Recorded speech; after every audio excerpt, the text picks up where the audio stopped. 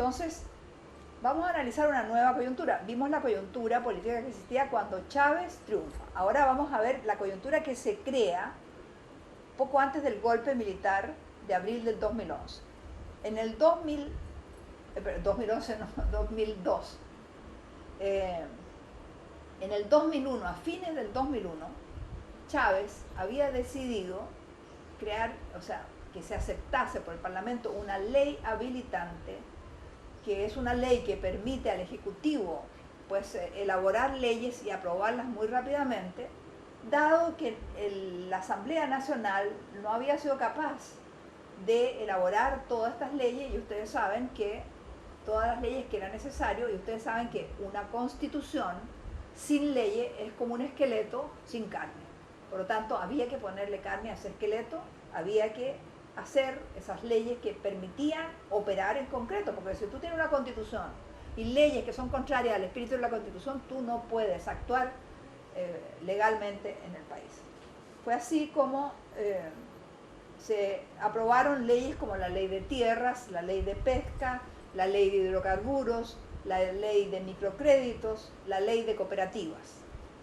Eran leyes que tocaban por primera vez mínimos privilegios de las clases dominantes. Y se dio de inmediato una enorme reacción de la oligarquía venezolana.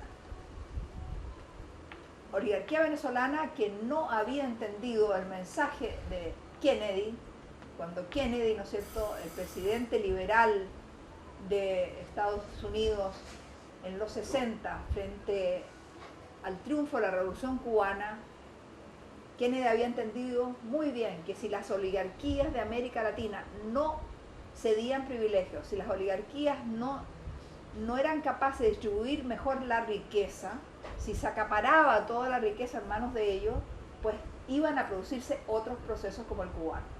La única sector dominante que aceptó la política y aplicó la política de Kennedy fue la democracia cristiana en Chile. El resto de las oligarquías de América Latina pues simplemente no le hicieron caso, y hasta hoy todavía existen los grandes latifundistas y las grandes diferencias sociales entre los grupos dominantes y los sectores populares. Entonces, la oposición esta, liderada por esta oligarquía y por los medios de comunicación dominados por ella, que hacen en Venezuela el papel de partidos políticos, porque los partidos políticos después del proceso constituyente habían quedado muy debilitados, los partidos de la derecha. ¿Qué pasa con los sectores medios? Bueno, hay una reacción entonces de la derecha que empieza a salir a la calle, empieza a plantearse la destitución del presidente.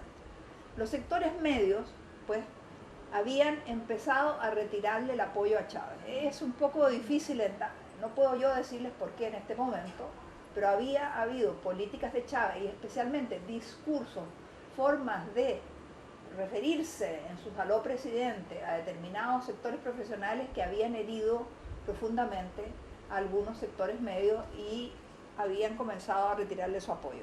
Entre otras, el propio Miki Elena, que fue el actor político fundamental de la constituyente, una persona de confianza de Chávez en ese momento, pues simplemente cuando se planteó el tema del rechazo de la oligarquía a las leyes, Miki Elena trató de convencer a Chávez de que no hiciera tal cosa, que no fuera contra la oligarquía. Y Chávez dijo, no, pues si yo aquí hice un proceso electoral para llevar adelante un proceso de transformación, no para estar aquí en el gobierno de monigote, digamos, ¿no? Y entonces ahí empezó la separación con Miki Elena, que decía que no había condiciones para seguir adelante. El Tribunal de Supremo de Justicia, fíjense ustedes la correlación que existía entonces, que de los 20 jueces, 11 consideraron que no hubo golpe de Estado en abril, ¿no? Entonces, en ese momento se da, recuerdan ustedes, el golpe, y ese golpe está constituido por lo que llamamos el bloque oligárquico. ¿Quiénes lo conformaban?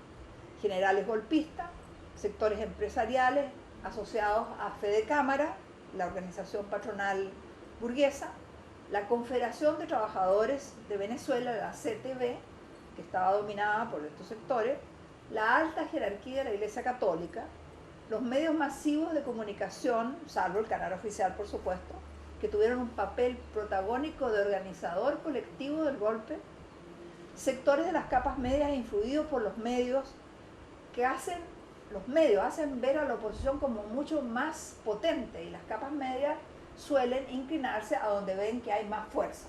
Y claro, aparentemente había mucho más fuerza en el sector opositor de lo que realmente existía. También actuaron en contra del presidente Chávez, el embajador de España y de Estados Unidos. Se intentó un paro laboral, pero no se logró los objetivos, porque allí los trabajadores venezolanos pues supieron ver cuáles eran sus verdaderos intereses de clase e impidieron que las fábricas cerraran. Pero bueno, eso fue me adelanto con esto a los trabajadores, porque el golpe sí tuvo éxito, ¿no es cierto?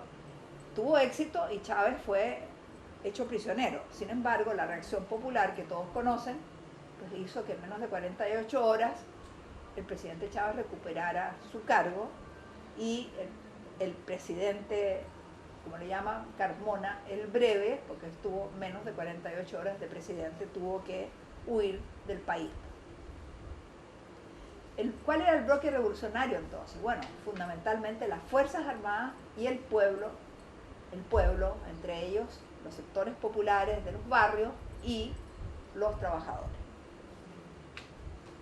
Ahora, evidentemente que tenemos que entender por qué hay un ejército distinto en Venezuela. Este ejército que apoya al presidente Chávez no fue formado en las escuelas de las Américas.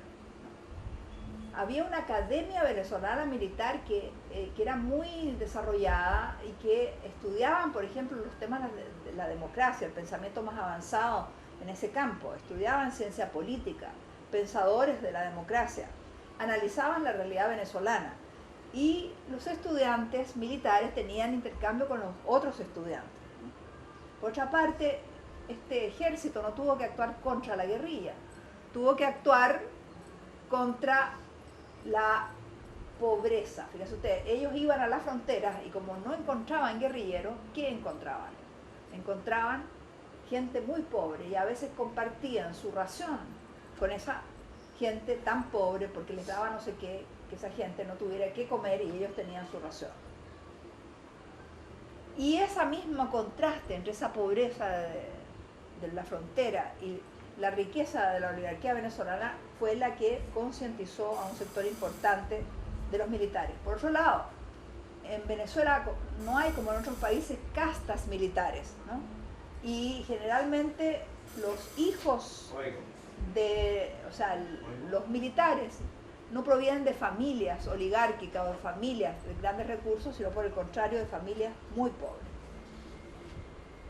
Ahora, ocurre algo en los sectores revolucionarios que es muy importante y que ocurrió en ese momento, que fue el rápido aprendizaje del pueblo en procesos revolucionarios, en momentos de revolución. Lenin dice que los pueblos aprenden más en horas de procesos revolucionarios, de conmociones revolucionarias, que en 15 años de estudiar textos y de formación política. Y esto ocurrió con el pueblo venezolano. Aumentó enormemente su conciencia.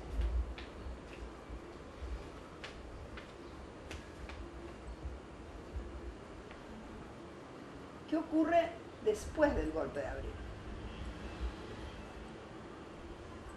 Internamente, ¿qué se logra? Un pueblo con mayor nivel político. Depuración de las Fuerzas Armadas, porque se revelaron quiénes eran los golpistas. La oposición termina dividida entre sectores que quieren seguir con golpes futuros y sectores institucionalistas que van a respetar pues, el camino institucional. Las capas medias que estaban alejándose pues se acercan nuevamente, ven de que realmente la única gobernabilidad posible es con Chávez.